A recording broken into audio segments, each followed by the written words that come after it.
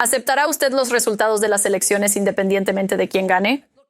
Si ganan los demócratas, aceptaré el resultado, pero no voy a ignorar el ¿Hubo fraude, fraude en el año pase lo que 2020? pase. Claro que hubo fraude en las elecciones. No, no lo hubo. Y aún así te opusiste. Oh, sabes a ciencia cierta que no hubo fraude. ¿En qué te basas? Muéstrame pruebas. Hablamos con el gobernador Kemp y ellos hicieron 3 recuentos manuales en el estado de Georgia. El director de CISA dijo que esta fue la elección más segura y legítima Pero en la usted historia dice que de no Estados hubo fraude Unidos. electoral. Estas Lo dijiste. son no suficiente para cambiar el resultado. Pero eso es diferente. Pero no lo es, porque si Sí, no hubiera lo es. cambiado... Dijiste que no hubo fraude electoral. No suficiente para cambiar el resultado de las elecciones, y usted lo sabe, senador. Esta es la presentadora Caitlin Collins impidiéndole a Ted Cruz diseminar sus habituales mentiras, a pesar de sus implacables intentos de hacer exactamente eso, mentir, justificando su complicidad en los esfuerzos de Trump para anular las elecciones. Por ejemplo, Cruz se apoya en un irrazonable argumento semántico en el que insiste en que hubo fraude. En otras palabras, con que haya un solo caso de fraude, aparentemente es suficiente para negarse a certificar el resultado de las elecciones. Caitlin Collins acaba afirmando lo obvio, que no hubo suficiente fraude como para alterar el resultado de las elecciones, pero a Ted no le preocupa esa realidad. Solo quiere aferrarse a cualquier atisbo de teoría conspirativa para poder cubrirse y hacer lo que hizo, que es ayudar a Donald Trump en sus esfuerzos por anular las elecciones. Si hubiera 10 casos de fraude en un estado, ¿será una razón lógica para negarse a certificar los resultados? Claro que no, pero él no busca la lógica, solo se deja llevar por su ilimitada mentalidad fraudulenta partidista. Y Ted dijo esto. Te diré, lo que yo objeté en el Senado, lo que pedí y con lo que luché fue qué hacer en esa circunstancia. La razón por la que luché con ello es porque yo creo que sí hubo un fraude electoral significativo en 2020.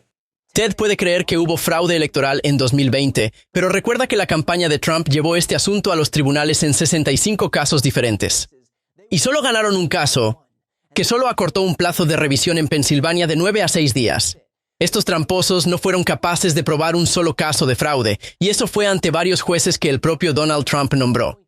Así que entiendo que Ted creyese que había fraude electoral y que eso tiene mucho peso, pero tiene tanto peso como el que yo piense que puedo jugar al baloncesto. Pero si le preguntaras a alguien con ojos, te diría que no puedo.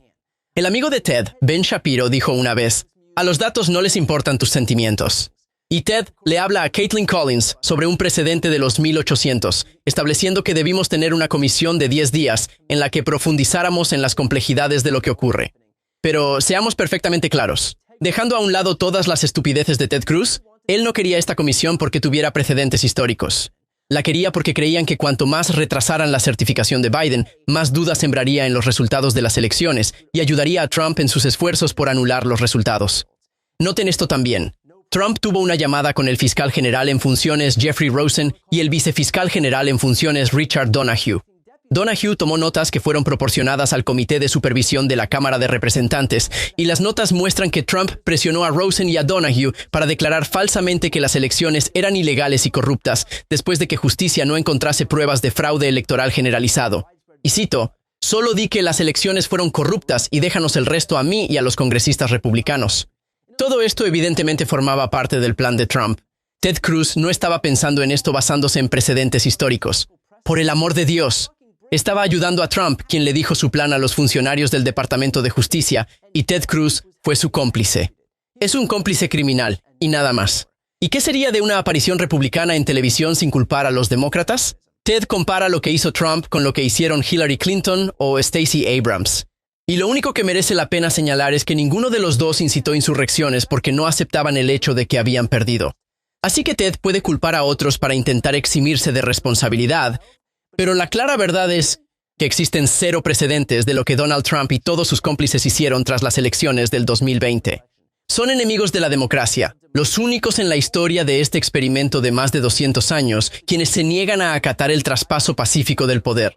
Si Ted quiere hablar de precedentes, él ayudó a crear el precedente más antidemocrático y antiamericano de la historia de este país, que es su legado. Y aunque aprecio que Caitlin Collins confronte a Ted Cruz, probablemente tenga poco valor permitir que alguien tan poco sincero, desvergonzado y depravado como Cruz salga al aire.